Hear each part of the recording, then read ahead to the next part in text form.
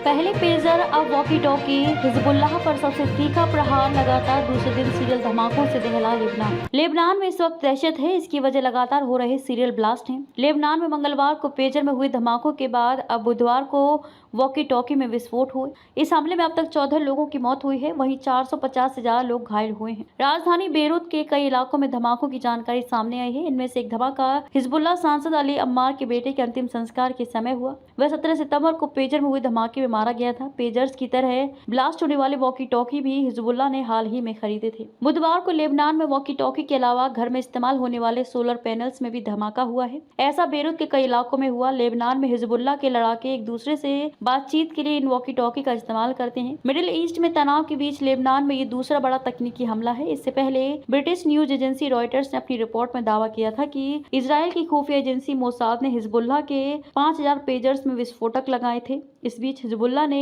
Israel से बदला लेने के लिए मिसाइल दागी है। जानकारी के मुताबिक लेबनान से किरियात शमोना पर करीब 20 रॉकेट दागे गए। आईडीएफ का कहना है कि कुछ रॉकेटों को रोक दिया गया है। किसी के घायल होने की खबर नहीं है।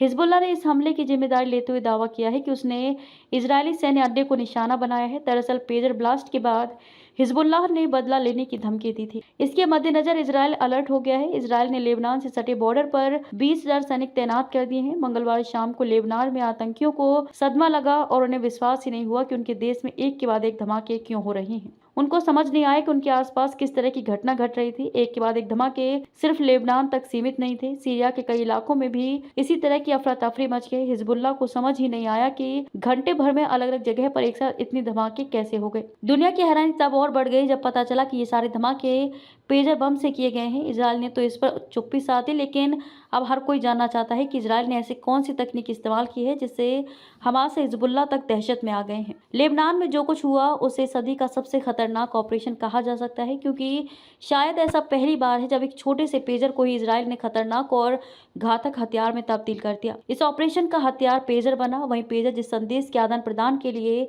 इस्तेमाल किया जाता है। लेकिन मंगलवार को इस छोटे से पेजर से लेबनान का बेरूत दहल गया। बेरूत के दाहिया, बेक्का, नाबातिया, बिंत जबेल, दक्षिणी बेरूत और दक्षिणी लेबनान के इलाके टारगेट पर रहे। सीरिया के कई इलाकों में भी धमाकों से हड़कंप मच गया। ब्लास्ट में हिजबुल्लाह सांसद अली अम्मार का बेटा भी मारा गया। साथ ही लेबनान में ईरानी राजदूत मोजतबा अमानी को भी चोट आई है। उनकी आंख में गहरी चोट है। बताया जा रहा है कि आंखों की रोशनी पर भी बड़ा असर पड़ा है। लेबनान में पेजर के इस्तेमाल पर रोक, ऐसे धमाकों और उससे हुई तबाही के बाद दुनिया हैरान है। हर कोई इस इलेक्ट्रॉनिक वारफेयर को देखकर हैरान है। आखिर कौन है इन पेजर ब्लास्ट के पीछे? लेबनान और हिजबुल्लाह ने सीधे सीधे इसके लिए इजरायल को गुनहगार बताया है। बताया जा रहा है कि जिन पेजर्स में विस्फोट हुआ उन्हें हाल ही में हिजबुल्लाह ने अपने सदस्यों को इस्तेमाल करने को दिया था। गाजा में लड़ाई की शुरुआत के बाद से हिजबुल्लाह ने अपने सदस्यों को आगाह किया था, मोबाइल फोन के इस्तेमाल पर पाबंदी लगाई थी और संपर्क के लिए पेजर दिए थे। लेकिन इजरायल ने इन्हीं पेजर्स को हिजबुल्लाह के लड़ाकों की मौत में तब्दील कर दिया। इसके बाद लेबनान की सरकार ने पेजर्स के इस्तेमाल पर रोक लगा दी है।